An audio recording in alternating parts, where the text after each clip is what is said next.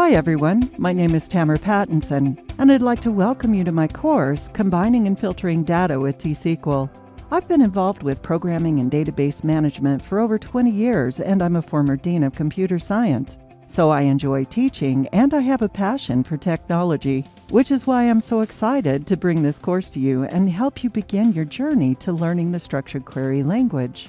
Some of the major topics we'll cover include formatting and calculating data in a query, logic functions, joining data from two or more tables, aggregating data to find the sum, minimum, maximum count, and average values, and intermediary tables. By the end of this course, you'll have the knowledge to write queries that will return result sets using methods, joins, temporary tables, and set operators. Validate the results from a query, work with variables, declaring and setting their values to create queries that can be used for ad hoc reporting.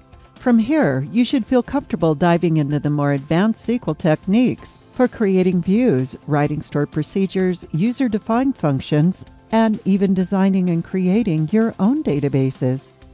I'm not expecting you to have any prior knowledge of programming or the structured query language. If you're just starting out or you're looking to brush up on your skills, this is the right place to begin. I hope you'll join me in this course, Combining and Filtering Data with T-sql, at Pluralsight.